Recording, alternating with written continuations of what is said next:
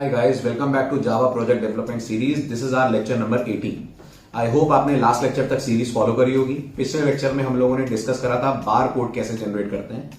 आज हम बात करेंगे हमारे स्टॉक के अंदर जो भी प्रोडक्ट्स अवेलेबल है, जो भी आइटम्स अवेलेबल हैं, उन्हें कैसे फ्रेम पे लेकर आना है, उन्हें कैसे व्यू करना है। और उसके बाद हम चलेंगे किसी एक पर्टिकुलर प्रोडक्ट को अगर डिलीट करना चाहता है कौन, रिसेप्शनिस्ट, तो वो कैसे करेगा। बहुत इंपॉर्टेंट चीजें हम पढ़ने वाले हैं। फॉर एग्जाम्पल इसमें हम पढ़ने वाले हैं जे टेबल की इवेंट हैंडलिंग। क्यों? क्योंकि जब कोई प्रोडक्ट डिलीट होगा तो हमें उस प्रोडक्ट का इंडेक्स नंबर चाहिए, उसके बेसिस पर हम डेटाबेस में जाकर उसको डिलीट करेंगे। तो बहुत कुछ करने वाले हैं इस वीडियो के अंदर। चलिए शुरू करते हैं। सबसे पहले स्टॉक व्यू करना और फिर उसको डिलीट करना। चलिए तो स्टार्ट करते हैं। सबसे पहले व्यू वाला पार्ट, और आज हमें बात करनी है फिर डिलीट के बारे में। So this is R e mart. चल रहा है अब हमें जीयूआई में व्यू स्टॉक्स फ्रेम की तरफ। तो ये हमारा यूआई है, ठीक है। एज एक्सपेक्टेड जैसे ही एप्लीकेशन लोड होगी हमें इस टेबल के अंदर पूरा डेटा पुल करके दिखाना है। डेटा कहाँ से पुल होगा? ऑब्वियस ही बात है, डाउ से। डाउ में कौन सा मेथड है जो हमें ये पूरी इंफॉर्मेशन देगा? Product ID, product name, company price, our price, quantity और टैक्स। इसके लिए हमने डाउ में कौन सा मेथड बनाया है? जल्दी जल्दी बताइए।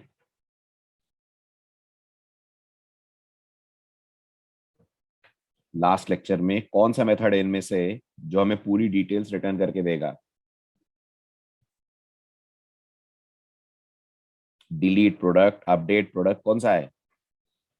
Very good, the method is get product details. ठीक है, तो अब आप बताएं व्यू स्टॉक में कहां जाएं और क्या करें। पहला एक्शन क्या लिया जाए व्यू स्टॉक के अंदर? एक डिफॉल्ट टेबल मॉडल का बना देते हैं अपन रेफरेंस। ओके, इस डिफॉल्ट टेबल मॉडल को ग्लोबल बनाना जरूरी है। व्हाट डू यू से? ये जो डिफॉल्ट टेबल मॉडल है इसको क्लास लेवल पे मैंने बनाया है, जरूरी है कि क्लास लेवल पे बनाया जाए? वेरी गुड, फिलहाल तो जरूरी नहीं है। ओके, ठीक है, आगे बढ़ते हैं। अब अपन इसको कॉल, यहां से कॉल करते हैं लोड आइटम डिटेल्स नाम का मेथड, ठीक है, या लोड प्रोडक्ट डिटेल्स कह देते हैं।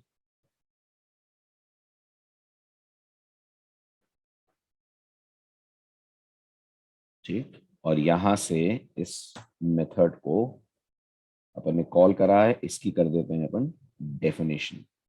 राइट, ठीक है। रहेगा यहाँ पर एक ट्राई ब्लॉक। ट्राई ब्लॉक के अंदर आपका अगला स्टेटमेंट होगा, आप बनाएंगे एरे लिस्ट का object which will be of type product POJO. L is equals to, अब आप एक्सेस करेंगे products DAO dot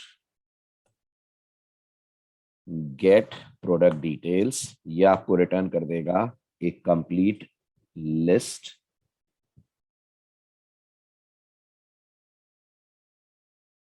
products Pozzo.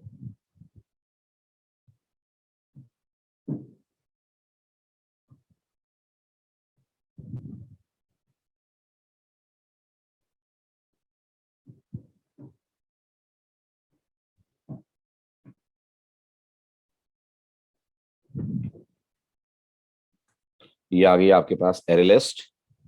अब इसके बाद क्या करते थे? जल्दी जल्दी फटाफट। इसके बाद क्या करते थे? डेटा व्यू करने के लिए क्या स्टेप होगा आपका नेक्स्ट? इफ लगाते थे। इफ में क्या चेक करेंगे आप?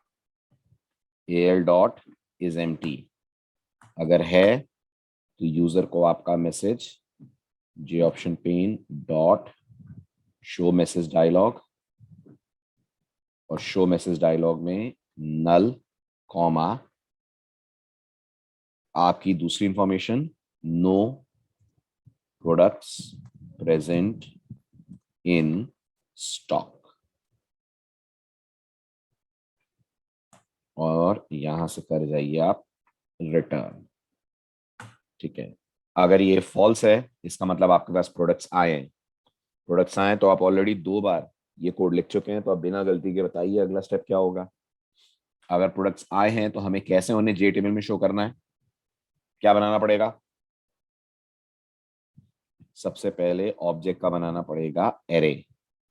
सो object square bracket rows is equal to new object कितने का,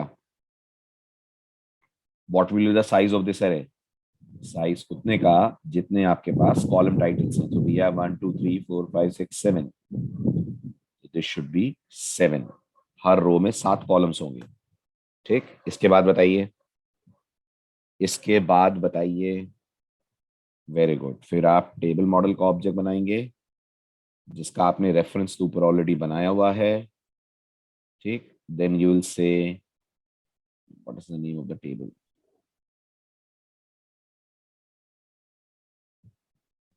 I'll call it JT product details. So in my source code, I'll write JT product details dot get model। ये लिखेंगे तो आपको डिफॉल्ट टेबल मॉडल का मिल जाएगा object. एक बार object आ गया, लिस्ट आ गई आपके पास, तो आपको एक फॉर लूप इटरेट करना होगा जो प्रोडक्ट्स पोजो का ऑब्जेक्ट लिस्ट में से एक एक करके निकालेगा और इस प्रोडक्ट पोजो के ऑब्जेक्ट के गेटर्स कॉल करके रोज को सेट कर देगा। तो rows 0 equal to P dot, अब हमने बाहर क्या रखा है, ID name company price then our price quantity tax. ठीक है, तो P dot get product ID, ये रोज 0 में हो जाएगा। रोज 1 में हो जाएगा P dot get product name, then rows 2 में हो जाएगा P dot get product price, price ही अगला कंपनी है, sorry, so P dot get product company, then fourth column rows 3 is equals to p dot get product price, then what else, our price quantity and tax, so rows 4 is equals to p dot get our price, rows 5 is equals to p dot get quantity, and last one is rows 6 is equals to p dot get tax, और get tax के साथ plus करके percentage का symbol. ठीक है, ये होने से आपका डेटा ऑब्जेक्ट के एरे में पॉपुलेट हो गया। अब लास्ट में आप लिखते थे टीएम डॉट एड रो और पास कर दीजिए उसे रोज ऑब्जेक्ट का रेफरेंस। ठीक है, ये आपका फॉर हुआ, दिस इज योर ट्राई। और इस ट्राई के बाद लास्ट में as usual the regular catch जो आपने हर एक में दिया है, so will copy it.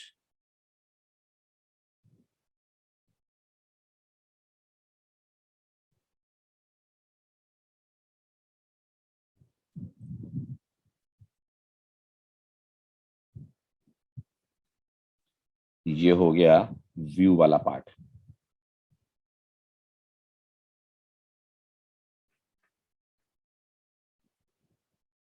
View में एरर कहाँ है, right.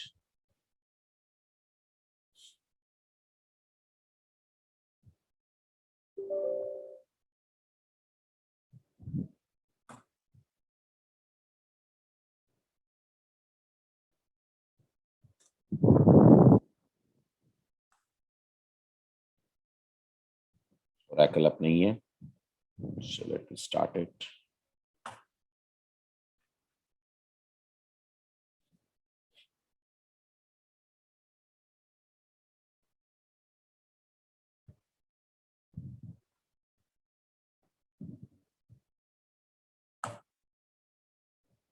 Good. Now let's check the backend, क्या क्या डेटा उसके अंदर है।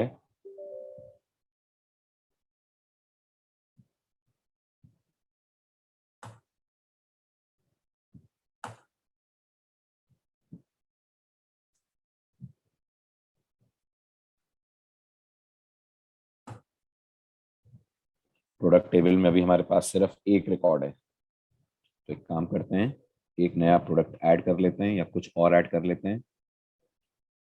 सो it will be add item frame, जो लास्ट लेक्चर में हमने बनाया था.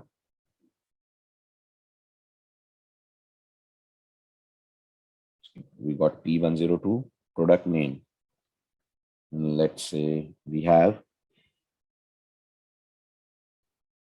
some kind of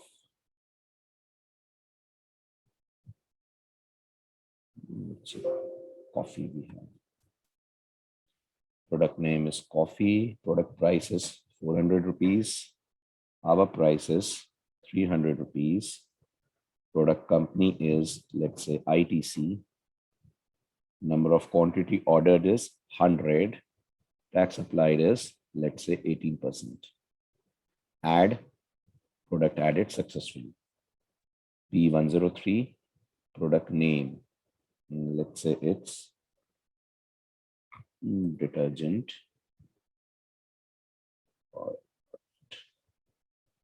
Product price is 560 rupees. Our price is 490 rupees. Product company is HLL. Quantity ordered is 200 packets. Price is, tax is 5%. Add. ये हमारा data add हो गया. Now let's go back and execute view stocks frame. ठीक, ये हमारा view stocks. If can observe, आपको तीनों products add हुए हुए नजर आ जाएंगे. यहां तक क्लियर? ठीक है, बैक लॉग आउट आप बना ही लेंगे, नो बिग डील. मैं आ जाऊं इससे आगे वाले कोड पे, डिलीट पे. अब आइए डिलीट आइटम फ्रेम पे. डिलीट आइटम फ्रेम में जो इनिशियल काम है वो तो व्यू वाला ही होगा. डिलीट आइटम फ्रेम में जो स्टार्टिंग वाला काम है वो तो व्यू वाला ही होना है ना. Nothing special, nothing different. So अपन व्यू स्टॉक फ्रेम वाला इनिशियल कोड कर लेते हैं, कॉपी पेस्ट. यहां से मैं कॉल कर लेता हूं लोड प्रोडक्ट डिटेल्स. ठीक,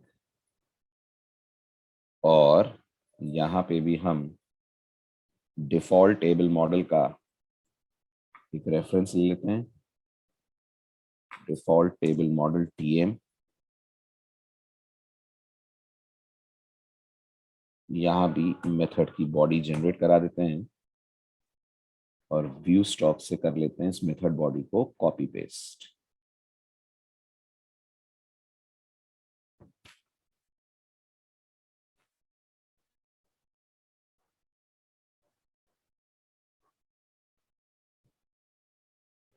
तो इसे मैंने कॉपी कर लिया. ये है इसकी ब्लैंक बॉडी, इस पे लाकर पेस्ट कर दिया.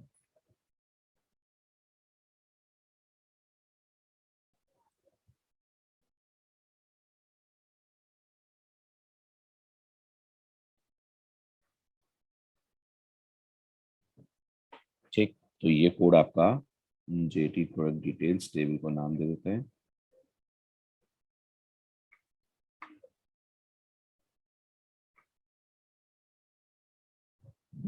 ठीक है.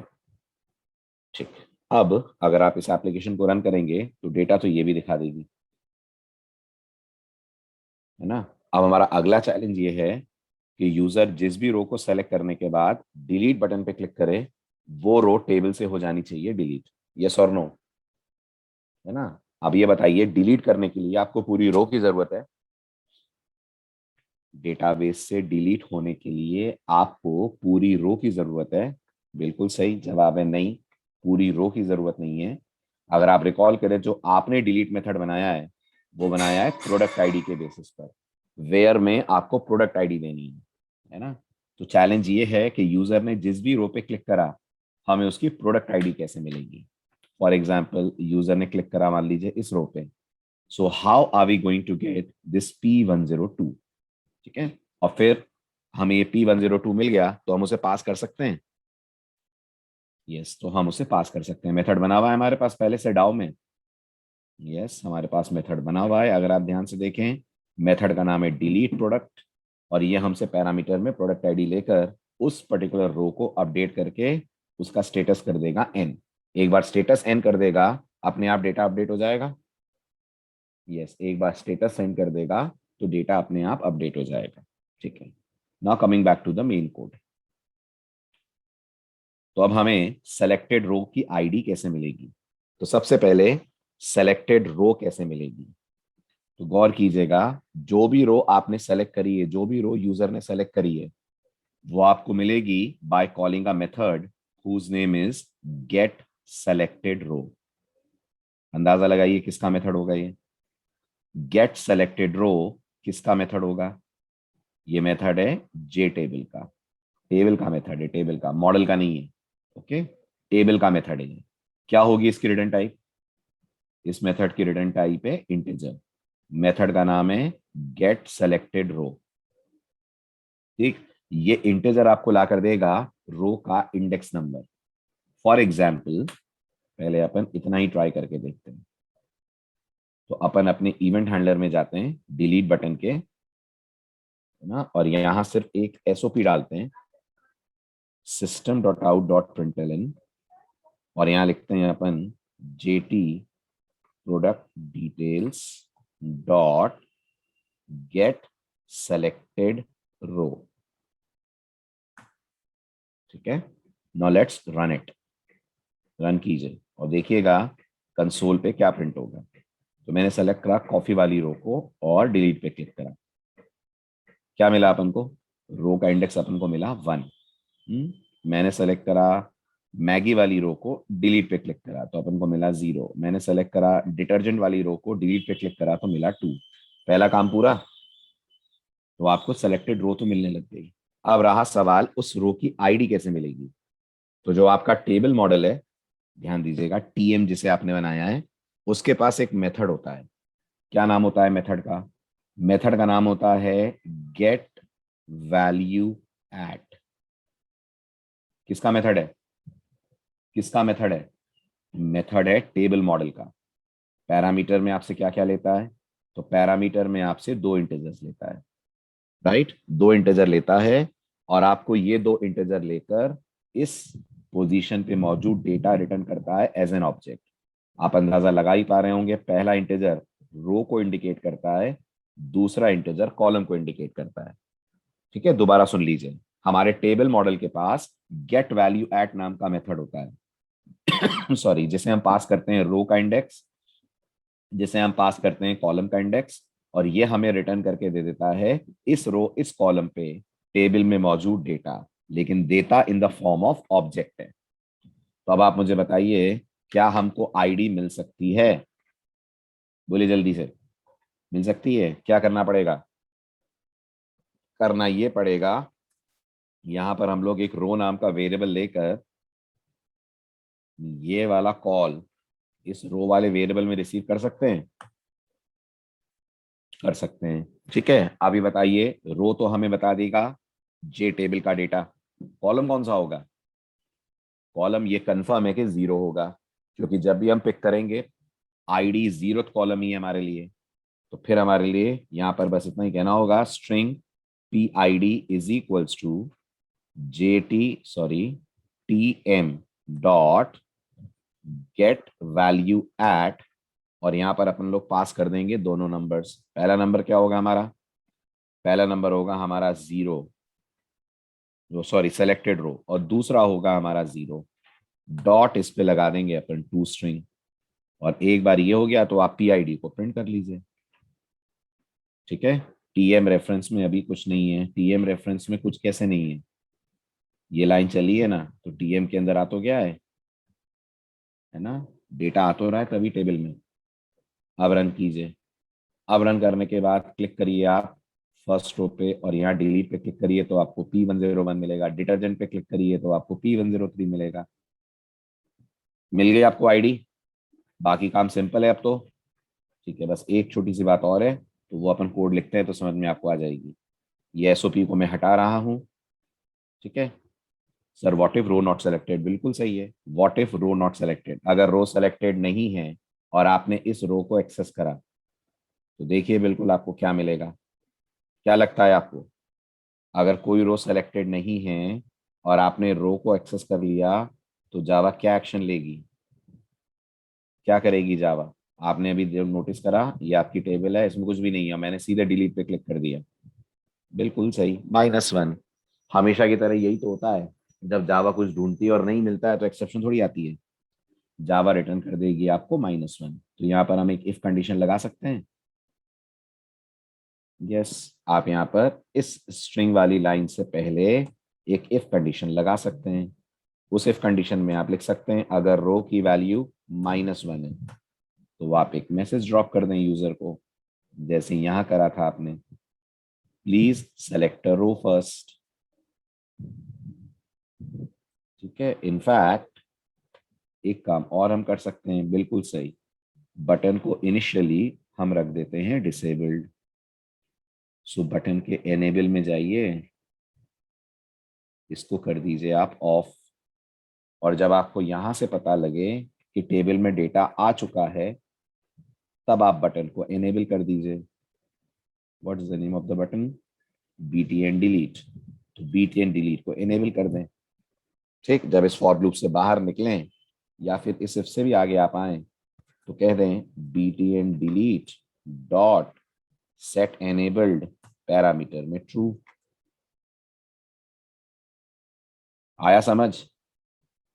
ठीक, तो ये बटन क्लिक ही नहीं होगा जब तक टेबल में डेटा ना हो। बस इतना होगा, डेटा होने के बाद हो सकता है यूजर ने कुछ सेलेक्ट ना करा हो और हमारा डिलीट बटन क्लिक कर दिया तो वो हम चेक कर लेंगे, नो प्रोडक्ट्स सेलेक्टेड, वो आप अपना ये मैसेज दे दें यहाँ पर।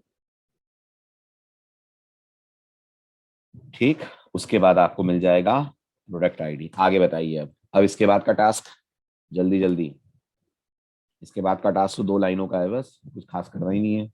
ट्राई लगाइए, ट्राई लगाने के बाद इफ के अंदर सीधे कॉल कर लीजिए प्रोडक्ट्स डाउ डॉट, कौन सा मेथड है? Delete product. इसे पास कर दीजिए प्रोडक्ट आईडी। अगर सब कुछ सही रहा तो ये आपको क्या रिटर्न करेगा? अगर सब कुछ सही रहा तो ये आपको रिटर्न करेगा ट्रू। अगर इसने ट्रू रिटर्न करा तो आप मैसेज ड्रॉप कर दीजिए। ठीक है, तो मैंने यहाँ पे मैसेज ड्रॉप कर दिया, प्रोडक्ट डिलीटेड सक्सेसफुली। हालांकि याद रखिएगा वो प्रोडक्ट डिलीट नहीं हुआ है, वो सिर्फ आपने स्टेटस नो कर दिया उसका। ठीक है, प्रोडक्ट डिलीटेड सक्सेसफुली, ये आपका यूजर को मैसेज। ठीक, इसके बाद कुछ करना है? इसके बाद कुछ करना है, वेरी गुड, टेबल को रिफ्रेश करना है। क्यों अमित? यही है ना, अपडेट नहीं, रिफ्रेश करना है।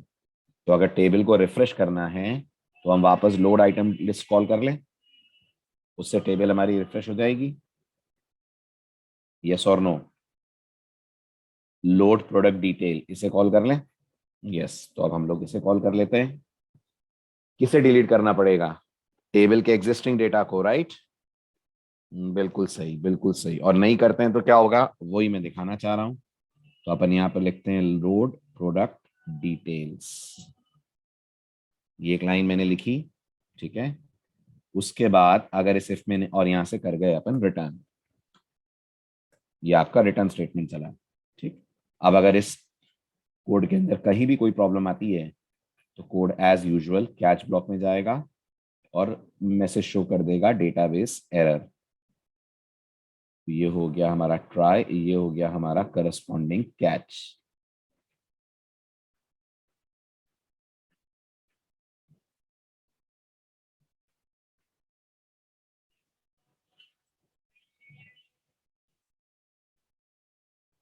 ये हो गया आपका corresponding catch.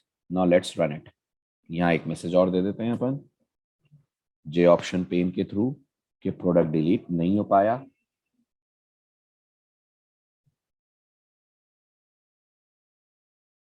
Product not deleted.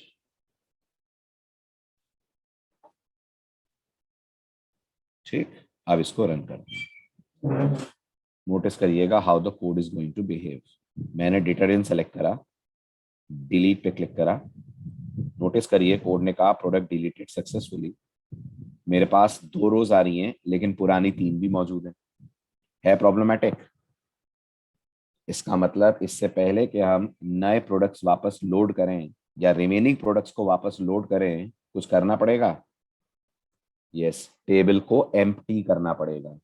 और टेबल एम्प्टी करने के लिए एक सिंपल सा तरीका है, आपके टीएम के पास एक मेथड होता है जिसका नाम होता है सेट रो काउंट। आ रही बात समझ? राइट। तो आप यहाँ सेट रो काउंट को कर दीजिए 0। पढ़िए लास्ट कमेंट क्या कह रहा है। जो आप न्यू साइज दे रहे हैं वो करंट साइज से अगर छोटी है तो करंट साइज की सारी रोज डिस्कार्ड हो जाती हैं। तो आप सिर्फ यहाँ पर एक लाइन लिखेंगे सेट रो काउंट और पैरामीटर में पास कर दीजिए 0। That's it. ठीक है, बैकएंड पे चलते हैं। इसको वापस अपन कर देते हैं यस, तो डेटा देखने को मिल जाएगा हमें वापस। ठीक है, तो यहां लिखता हूं मैं update products set status is equals to Y. ठीक है, तीनों भी वाई हो जाएंगे तो कोई दिक्कत नहीं है आपको। अब इसको रन कीजिए, तो वहां मैंने वापस इसका स्टेटस वाई कर दिया है, तो हमें वापस 3 प्रोडक्ट देखने चाहिए। अब मैंने डिटर्मिनेंट सेलेक्ट करा, डिलीट पे क्लिक करा, डिलीट पे क्लिक करने के बाद मैंने कर दिया ओके। जैसे ही आप ओके करेंगे, चेक करिए अब आपको 2 ही रोज नजर आएंगे। सही है, समझ आ गया ये भी? Good. अब इससे एक लेवल ऊपर है अपडेट। अपडेट में व्यू और डिलीट वाले दोनों काम होने हैं। लेकिन एक काम और होना है। बताइए वो एक काम और क्या है? वो एक काम और ये है कि जैसे ही आप यहां से किसी प्रोडक्ट को सेलेक्ट करेंगे, डेटा पॉपुलेट हो जाना चाहिए इन टेक्स्ट बॉक्सेस। अपडेट का काम ज्यादा है, इन दोनों की कंपैरिजन में ज्यादा है। ठीक है, चलिए अब आते हैं अपन अपडेट फ्रेम पे।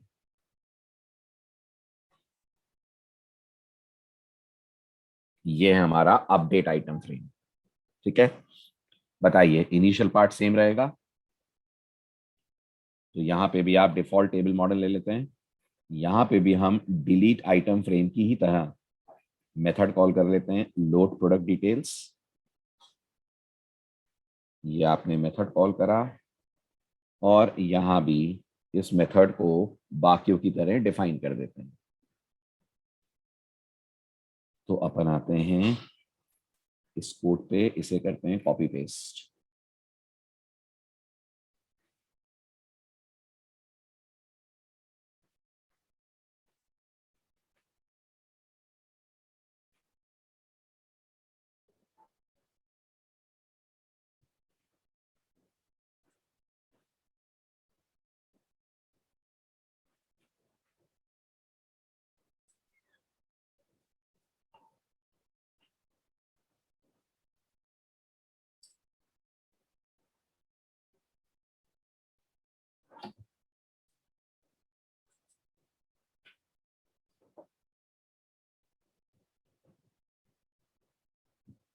ये हो गया हमारा btn update dot set enabled. Table का नाम चेंज करके कर देते हैं जेटी प्रोडक्ट्स लिस्ट।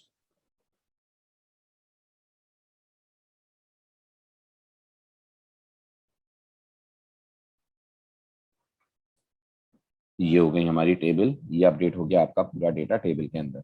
अब आगे की कोडिंग आप बताइए, क्या लगता है आपको? जैसे ही हम यहाँ पे सेलेक्ट करेंगे, डेटा कैसे आएगा टेक्स्ट बॉक्सेस में?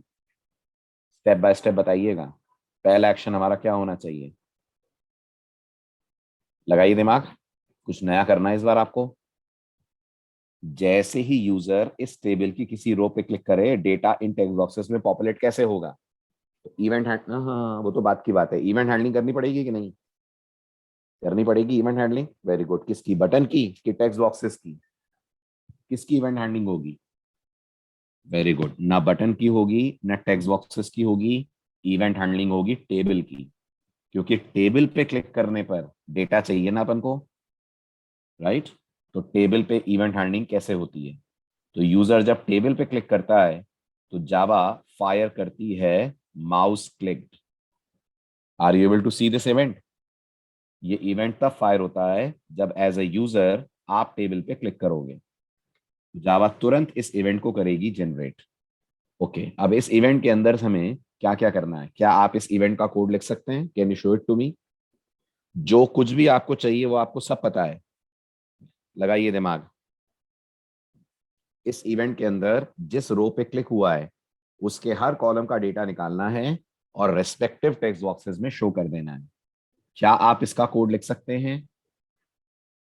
Very good. तो सबसे पहला टास्क बताइए क्या होगा। सबसे पहले अपन रो का इंडेक्स फेच करें, राइट। तो row is equals to J T products list dot get selected रो।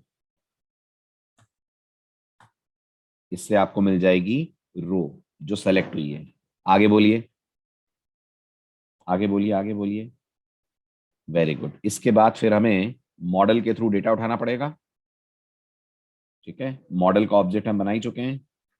अगर आप नोटिस करें तो ये डिफॉल्ट टेबल मॉडल टीएम, इसको इंस्टेंशिएट कर लिया हमने लोड प्रोडक्ट डिटेल्स के अंदर। तो ये कनेक्ट हो ही गया होगा टेबल से। ठीक, अब बोलिए डेटा कैसे आएगा और सेट कैसे होगा। अब हम लिखेंगे T X T product ID dot set text.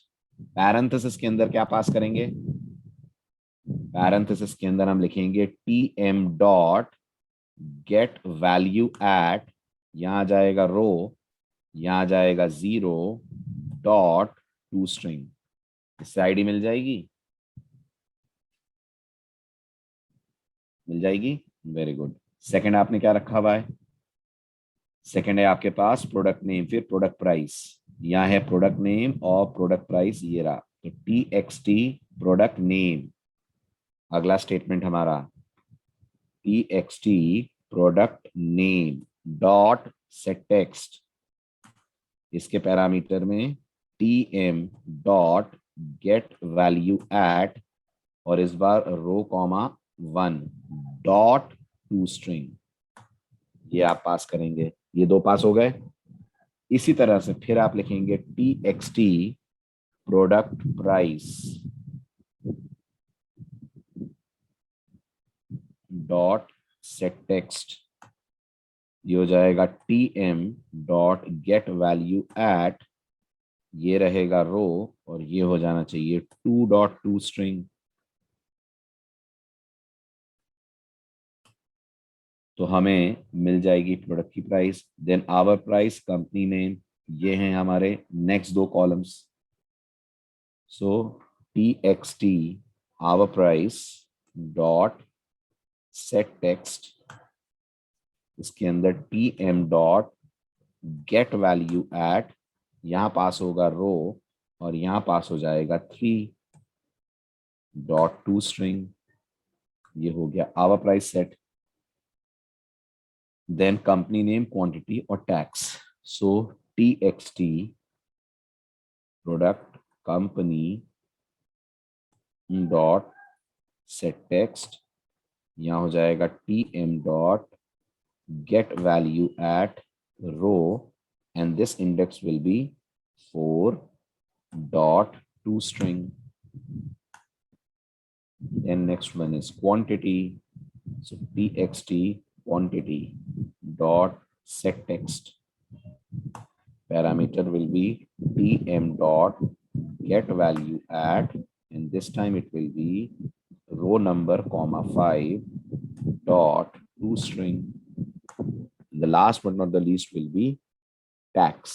Tax को कैसे सेट करेंगे, राइट? तो यहां लिख देते हैं अपन string tax is equal to T M dot get value at row comma 6 dot to string plus percentage, और फिर हम कह दें JC tax dot set selected row, set selected item sorry, और यहां बोल दें अपन tx। अभी होगा?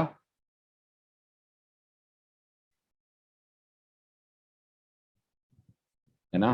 अब रन करिए, और अगर हम सिलेक्शन चेंज करेंगे तो डेटा टेक्स्ट बॉक्स में भी चेंज होगा। अगर सिलेक्शन चेंज करेंगे तो डेटा टेक्स्ट बॉक्स में भी चेंज होगा। यस, चेक करिए आप जिसको सेलेक्ट कर रहे हैं उसी से रिलेटेड डिटेल्स आपको नजर आएंगी। टेक्स्ट बॉक्स में नहीं आ रहा है, क्यों नहीं आ रहा है? क्या बात हो रही है? परसेंटेज पहले से वहां पे है और हमने भी परसेंटेज अटैच कर दिया है, राइट, इसलिए गड़बड़ हो रही है। कोई बात नहीं, तो फिर हम यहाँ से हटा देते हैं।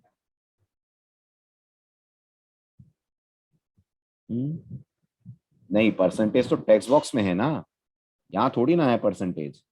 रुको, ये तो रहेगा ही यहाँ पर। टेक्स्ट बॉक्स में परसेंटेज होने से नहीं होता ना कुछ, उसमें तो रहेगा ही परसेंटेज ना। 0%, 5% ये है, लेकिन मुझे लगता है इसके पहले कुछ स्पेस के आ रही है क्या, नहीं।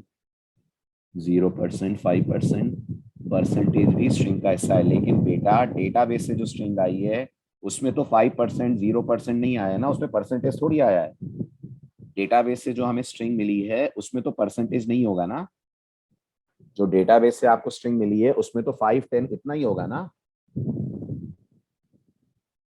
हमने जो डेटा पिक करा है वो टेबल से पिक करा है, टेबल में परसेंटेज ऐड कर दी है क्या शो करते वक्त? हाँ ठीक है, ठीक है, ठीक है, ठीक है, टेबल में परसेंटेज ऐड कर दी, फिर अपन इस परसेंटेज को हटा दें। मुझे ध्यान था कि वहां परसेंट नहीं है, ठीक है, फिर ये परसेंटेज नहीं आएगा, फिर सही है। ठीक, अब आपने सेलेक्ट करा तो चीजें सेलेक्ट हो जाएंगी और चेंज भी हो रही है। यहाँ तक क्लियर हुआ?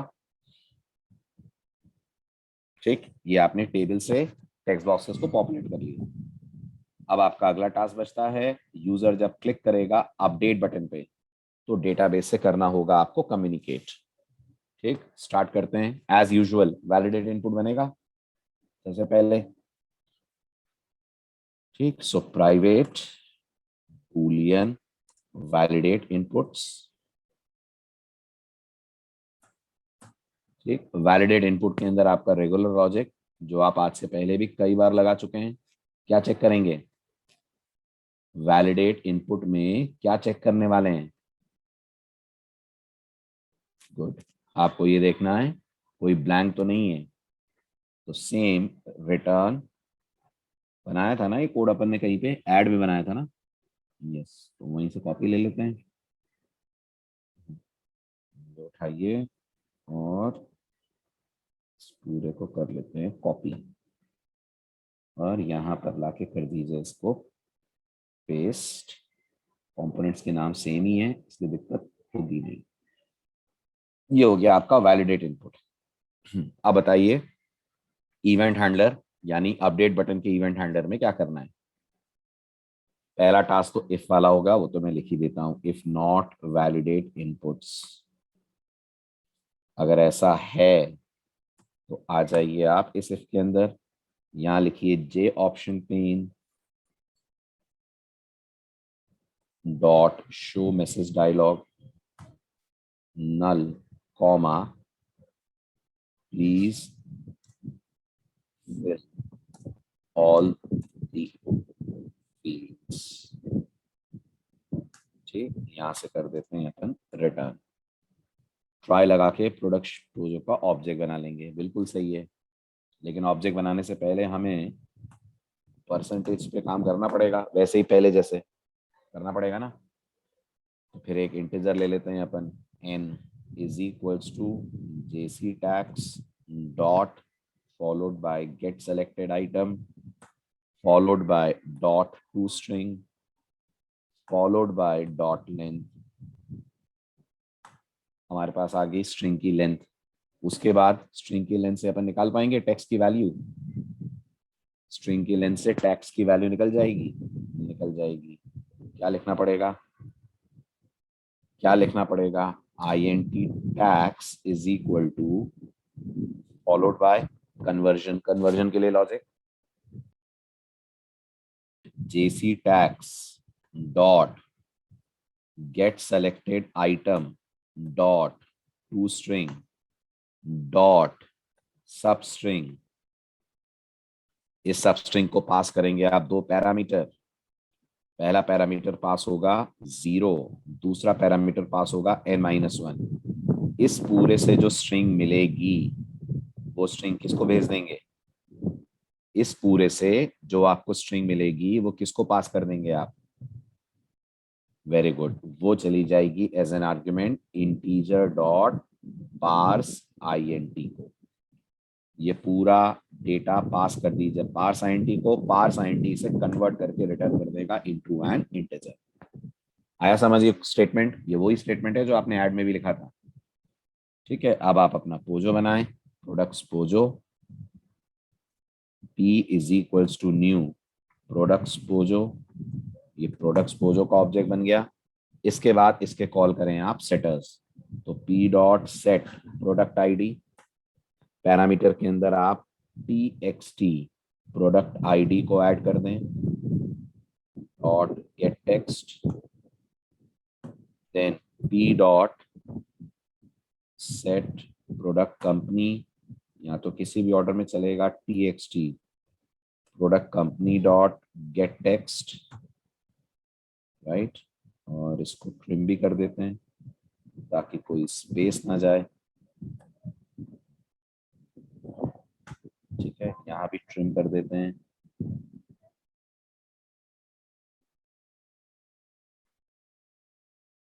जैसे तो होगी नहीं कॉम्बो में कोई स्पेस।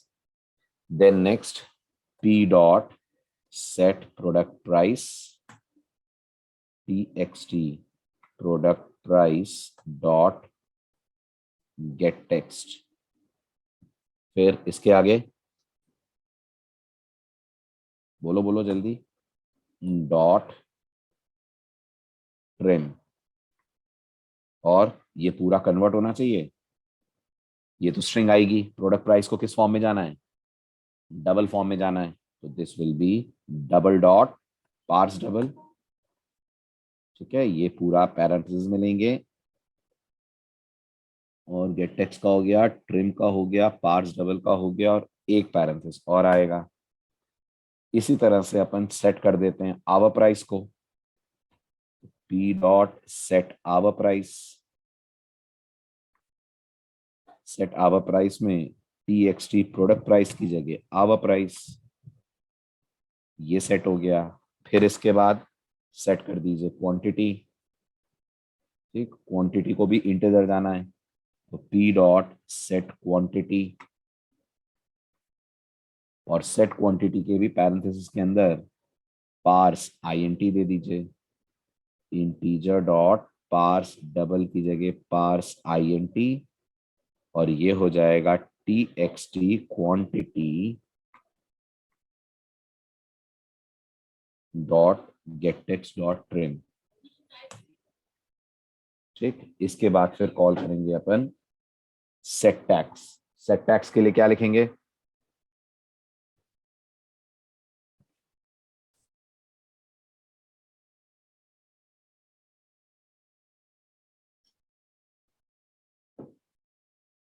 बोलिए। p डॉट सेट टैक्स, और यहाँ पास हो जाएगा टैक्स, पहले निकाल लिया है, वो आप पास कर देंगे। सारे सेट हो गए, ID, company name, price, our price, quantity, tax, कुछ रह तो नहीं गया? यस, सारे सेट हो गए। अब भेजिए इसको डेटाबेस के पास। कौन सा मेथड है जो आपके प्रोडक्ट को अपडेट करने का काम करेगा? प्रोडक्ट्स डाउ में बनाया था। यस, जो अपडेट करने का काम करेगा उसका नाम है अपडेट प्रोडक्ट। कर लीजिए कॉल यहां से।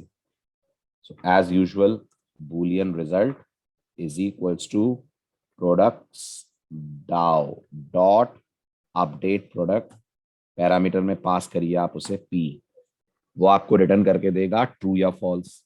लगा दीजिए उसके ऊपर अपना एक इफ रिजल्ट, अगर कंडीशन इसकी ट्रू होती है तो आपको कितने काम करने हैं मैसेज देने के अलावा? सोच के बोलिएगा। J option pane dot show message dialogue,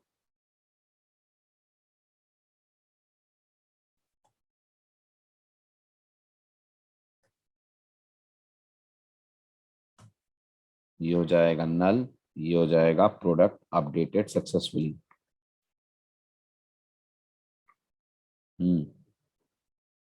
कितने काम करने हैं आपको? वेरी गुड, आपको 2 काम करने हैं। पहला काम क्लियर करना है आपको, वो कैसे होगा? कैसे होगी टेबल रिफ्रेश? टेबल रिफ्रेश के लिए 2 स्टेप्स अभी अभी आपने पढ़ा। Number 1, em dot set row count, set row count में पास कर दीजिए 0। दूसरा स्टेप, लोड प्रोडक्ट डिटेल्स, को कर लीजिए यहां से कॉल और यहां से कर जाइए रिटर्न। और अगर ऐसा नहीं है तो इसका मतलब अनफॉर्चुनेटली प्रोडक्ट अपडेट नहीं हो पाया है। यूजर को दे दीजिए message product updation failed, product updation failed. ठीक, उसके बाद इस ट्राई का बाकियों की तरह दे दीजिए करस्पॉन्डिंग कैच। ये आ जाएगा catch of SQL exception.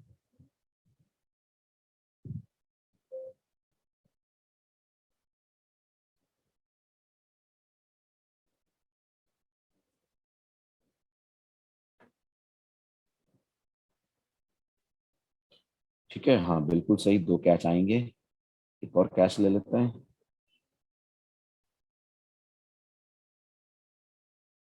Number format exception, और इस बार यहाँ पास कर देते हैं न्यूमेरिक एरर और please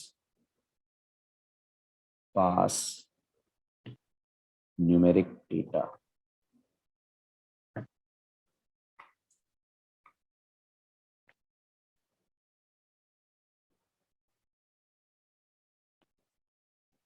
This will be error message. That will be error again, right? चलिए, तो ये हो गया आपका अपडेशन वाला पार्ट।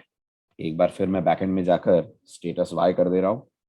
ठीक है, कमिट कर देते हैं ताकि हमारे पास थोड़ा ज्यादा डेटा हो देखने के लिए। अब आ जाइए, रन करिए। So we are running the code. ये हमारे पास एग्जिस्टिंग रोज हैं। मैंने डिटर्जेंट पे क्लिक करा, राइट। डिटर्जेंट की जो मुझे लगता है डेटा गलत आ रहा है। प्रोडक्ट प्राइस में HLL आ रहा है, कंपनी नेम और प्रोडक्ट प्राइस बिगड़ रहे हैं। Why is it so? इसके लिए हमें अपडेट में जाकर चेक करना चाहिए लोड वाला पार्ट। Something is wrong. अब यहाँ पर ऑर्डर डिफरेंट होगा, right. ID name price, our price, ID name ये हो जाना चाहिए प्राइस, गेट प्रोडक्ट प्राइस ये हो जाना चाहिए get hour price. Okay, then company quantity tax, then आना चाहिए कंपनी।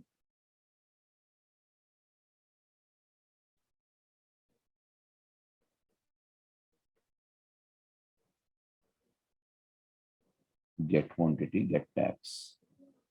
फिर हमें अकॉर्डिंगली यहाँ भी बदलना होगा। ये हमारा आईडी हो गया। देन हमने सेट कराया प्रोडक्ट नेम, रो में कॉलम वन नेम ही है। 2 प्राइस है, 3 आवर प्राइस है। 2 प्राइस है, 3 आवर प्राइस है, ठीक है। Then 4 company, 5 quantity. 4 is company, 5 is quantity, 6 is the tax. ठीक है, एक ही बात है। हो गया आप सही? Product price, product name, company, quantity, everything is updated. अब मान लीजिए मैंने यहाँ पर क्लिक करा, ठीक है। डिटर्जेंट की जगह ये था सर्फ डिटर्जेंट, तो मैंने यहाँ पर चेंजेस करे। साथ में इसकी जो क्वांटिटी थी वो 200 की जगह मुझे लगता है 250 कर देनी चाहिए, सेल ज्यादा आ रही है, तो मैंने इसको 250 कर दिया। अपडेट करा, डेटाबेस में रिकॉर्ड्स अपडेट हो जाने चाहिए। और प्रोडक्ट नेम अब हमारा कहाँ गया? Surf detergent. क्या हुआ, इसमें चेंजेस नहीं हुए क्या?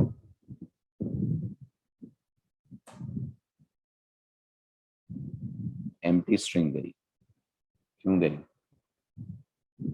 करो डिबग। 20 कैरेक्टर क्रॉस हो जाएगा तो एक्सेप्शन आएगी प्रियांशु, ऐसे नहीं होगा। अगर 20 कैरेक्टर क्रॉस हो जाएगा तो ओरेकल चुप थोड़ी बैठेगी, ओरेकल एक्सेप्शन दे देगी। और यहाँ ब्लैंक नहीं हो जाएगा, यहाँ से डेटा गलत जा रहा है।